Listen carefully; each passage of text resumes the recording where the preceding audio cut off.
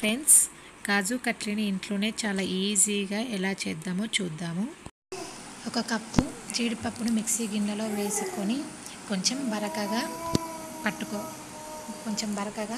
Mix చేసుకోవాలి. Mix చేసుకొని కాచి చల్లార్చిన పాలను యాడ్ చేసుకోవాలి.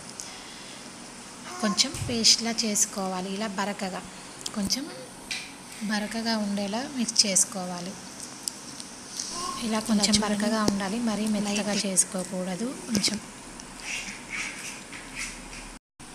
ఒక కప్పు జీడిపప్పుకు సగం కప్పు షుగరు, పావు కప్పు వాటర్ యాడ్ చేసుకోవాలి. కళాయిని స్టవ్ మీద పెట్టుకొని మీడియం ఫ్లేమ్లో తీగపాకం వచ్చేలా, మరీ ఎక్కువ అవసరం ఉండదు. కొంచెం తీగపాకం ఇలా తీగపాకం వస్తే సరిపోతుంది. కాజు పేస్ట్ని ఇలా పాకంలో వేసుకొని స్టవ్ను లో ఫ్లేమ్లో పెట్టుకొని అడుగు మాడకుండా కలుపుతూ ఉండాలి.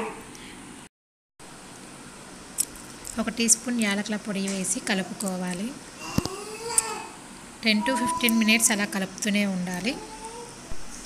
1 టీ స్పూన్ నెయ్యి వేసి కలుపుకోవాలి. ఇలా కలుపుకున్నాక అలా ఉండలాగా వస్తే రౌండ్ షేప్లో మన చేతికి అంటకుండా వస్తే అది అయినట్టే.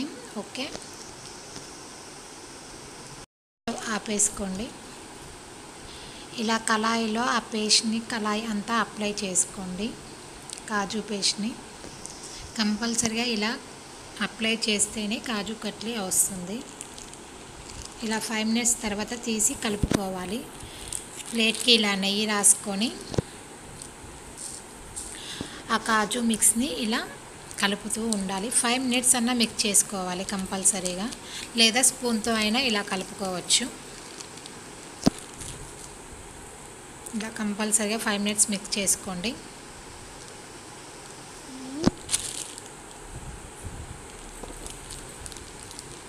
ఓకే, కాజు మిక్స్ని ప్లేట్కి అప్లై చేసి మనకు కావాల్సిన విధంగా కట్ చేసుకోండి. చాక్తో కానీ దేంతో అయినా పర్లేదు. అలా మనకు కావాల్సిన షేప్లో ఎలా అయితే అలా కట్ చేసుకోండి. Okay, kaju katli is ready. చూడండి ఎంత బాగుందో. ప్లేట్లో మనం అలా పెట్టుకొని తింటుంటే చాలా బాగుంటుంది. మనం ఇంట్లోనే చాలా సులువుగా చేసుకోవచ్చు. Please subscribe my channel.